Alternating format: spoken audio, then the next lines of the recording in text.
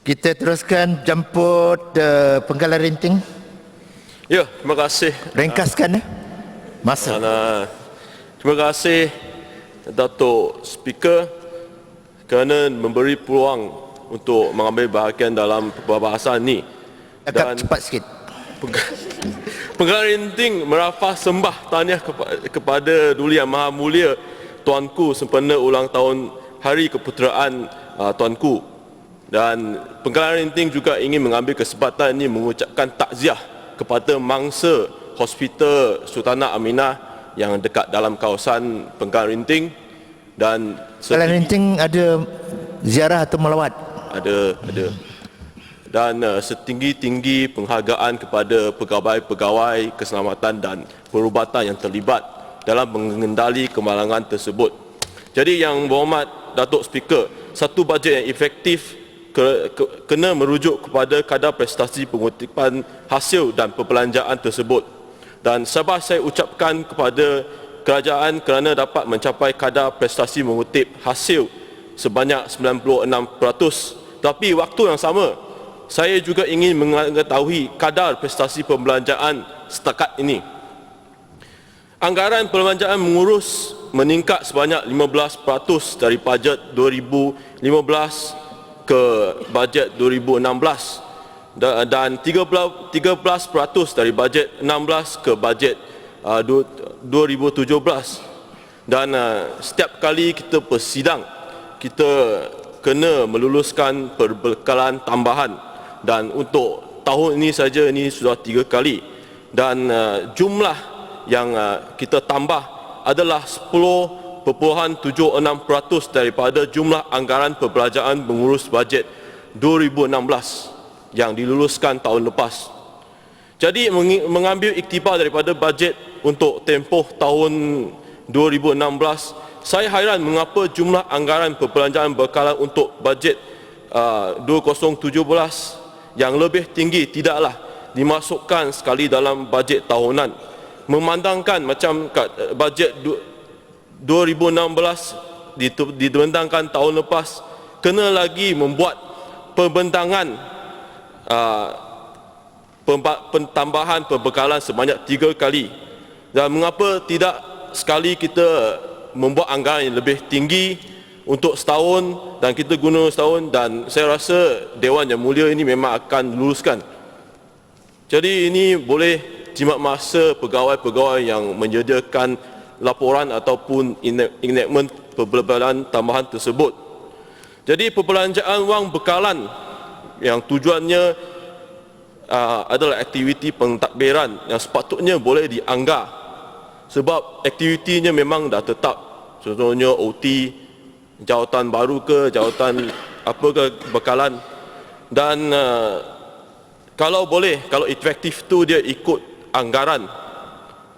Dan bagi saya bajet seperti ini, saya cuma boleh katakan bajet sebegini ini kurang efisien, tidak efisien.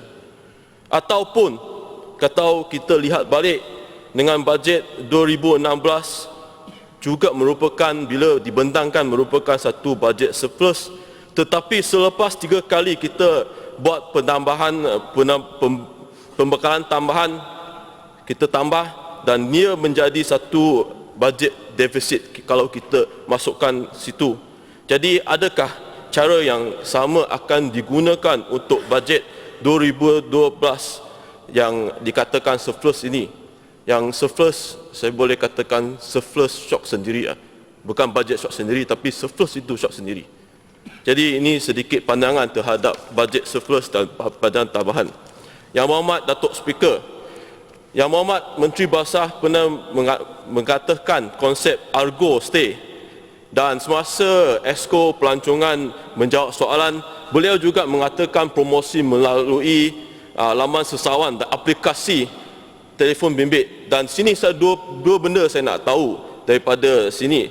Satu, dari pihak bila adakah pihak kerajaan membantu untuk mempromosikan Argo Stay atau homestay dan sebagainya dengan menyelaras bersama dengan laman sesawang yang terkenal homestay, dengan contohnya Agoda, Trivago, Airbnb. Sebab yang macam Tangkat yang lepas dia beritahu trend untuk melancong sekarang adalah melalui free and easy. Jadi apakah usaha kerajaan dalam isu ini? Yang kedua, ya berkenaan dengan pengusaha homestay sendiri. Jadi adakah kerajaan sedia untuk menyediakan satu one stop center dengan izin untuk membantu pengusaha homestay ataupun argo stay ini untuk mengendali masalah urusan-urusan dengan pihak-pihak berkuasa ini? Yang berhormat Datuk Speaker, saya juga mengalu-alukan tindakan kerajaan untuk menjenamakan semula Jalan Muafakat Bangsa Johor dekat Bandaraya Johor Bahru ini. Sebab memang dekat kawasan Bandaraya Johor Bahru sekitar Bukit Timbalan itu memang ada banyak bangunan yang bersejarah dan identiti yang pelbagai identiti kaum, dan itu ialah bukti pelbagai kaum memajukan Johor Bahru itu bahasa dulu. Jadi pejabat saya sendiri sebenarnya ada aktiviti di mana pandu lawat yang dinamakan sebagai JB Heritage Walk supaya membantu sedikit sebanyak untuk menghayati sejarah dekat situ, dan mungkin ada peluang kita boleh memberi perkhidmatan yang sama kepada Yang Berhormat dalam Dewan ni. Jadi saya ada soalan. Jadi projek jalan Muafakat ini bernilai 5 juta ringgit. Tapi sebelum ini saya ingat dalam bajet yang lepas telah pernah menyalurkan 500,000 untuk aktiviti Heritage Trail. Dan saya ingin bertanya, apakah hasil daripada peruntukan 500,000 ini? Dan bila kita lihat papan info dekat kawasan situ pun dah kabur. Sampai saya nak cari jalan atas peta pun kita tak nampak. Cuma mungkin kita kena tekalah dekat mana benda tu. Yang berhormat Datuk Speaker, jadi permintaan sekolah rendah jenis kebangsaan Cina memanglah tinggi dekat kawasan Perling, Bukit Indah 1-2, Taman Nusa Bestari 1-2-3 dengan Nusa Indah, Nusa Idaman, Taman Selesa Jaya dan Taman Perling dan kawasan sekitar itu. Dan kapasiti murid SRJGC berhampiran seperti dekat SRJGC Pewa, Perling, SRJGC Mingzi Horizon Hill, SRJGC Kok Kuang 2 di Taman Sutera Utama terlampau penuh sehingga ada murid yang tinggal dekat Bukit Indah terpaksa belajar jarak dari rumahnya 10 km di Mingzi SRJGC Mingte Gelang Patah. Jadi saya dipahamkan masih ada lebih 4 tanah lapang untuk tujuan pendidikan di sekitar Taman Bukit Indah ini. Jadi saya ingin mengetahui sama ada kerajaan negeri ada hasrat untuk memberi salah satu tanah tersebut untuk membina SRJGC baru dekat kawasan situ. Dan lanjutan daripada situ, saya juga ingin mengetahui apakah perkembangan pembinaan sekolah agama yang baru Taman Bukit Indah yang dikatakan akan siap pada Mac yang lalu. Yang berhormat Datuk Speaker, menara telekomunikasi masih lagi menjadi satu isu di mana menara tersebut dibina dalam kawasan hijau sekitar Taman Bukit Indah, Taman Perling. Kerana beberapa bulan yang lepas ada penduduk membantah pembinaan sebegini. Jadi pada tahun 2009 pernah berlaku di mana pemaju telco ini menggunakan istilah pembinaan lampu limpah pelbagai guna untuk tujuan menyeluruhkan penduduk dekat Jalan Belibis 15, Taman Perling. Dan kali ini pula dekat Bukit Indah langsung tiada papan pemberitahuan, notis pemberitahuan didirikan untuk tujuan pemberitahuan dan tiada mesyuarat ataupun perjumpaan dengan penduduk diadakan walaupun permintaan dibuat. Jadi pelbagai helah telah digunakan oleh pihak pemaju telco ini untuk mempercepatkan pembinaan telco, pembinaan menara telekomunikasi ini, dan ini tidak adil kepada penduduk dan nampaknya PBT sendiri pun tak tahu macam mana untuk mengendali. Jadi dekat sini saya mengambil kesempatan untuk bertanya, sama adakah peraturan atau perundangan atau penguatkuasa tindakan daripada kerajaan negeri untuk menyelesaikan masalah terutamanya yang saya sebutkan di atas. Pangkalan Renting jemput gulung masa. Panjang lagi? Banyak lagi. Duduk. Hadirin yang berhormat, persidangan saya tangguhkan ke jam 9.30 pagi 23 November 2016.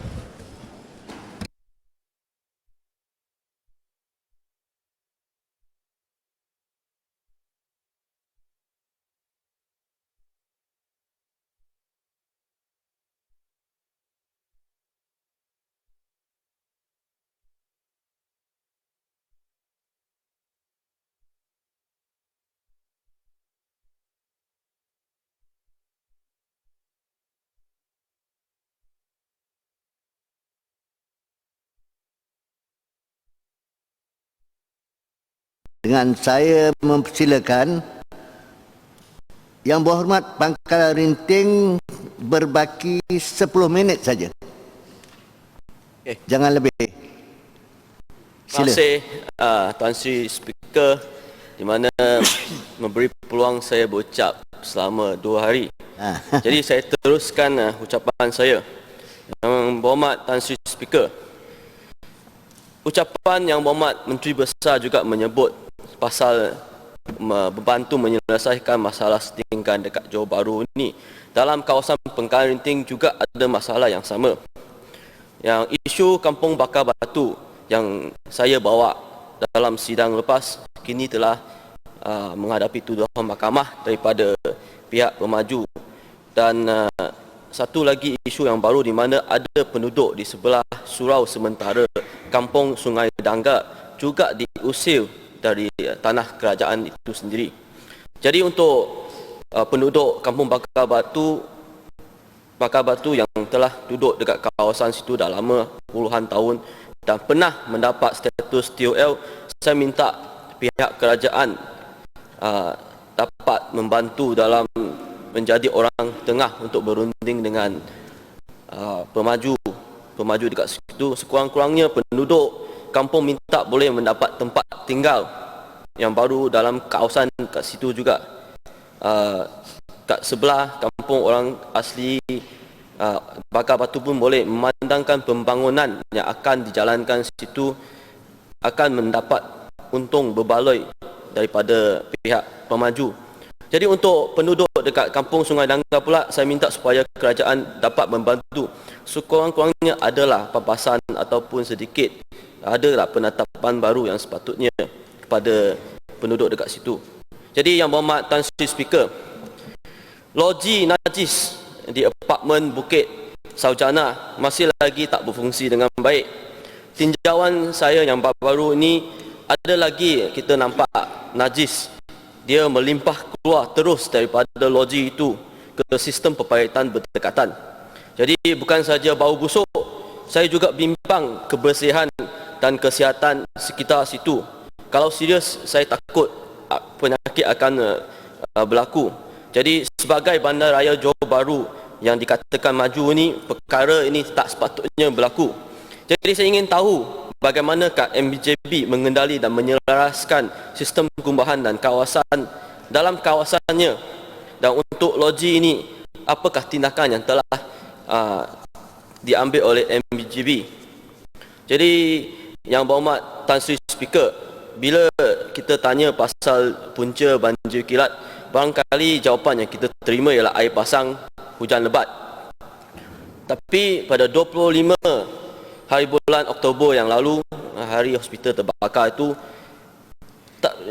bukannya musim pasang keling dan bukannya faktor supermoon, banjir kilap tetap berlaku dekat kampung Jalan Susul 1, Jalan Tun Razak dan Jalan Meldrum dekat dengan Sungai Segit selepas hujan lebat.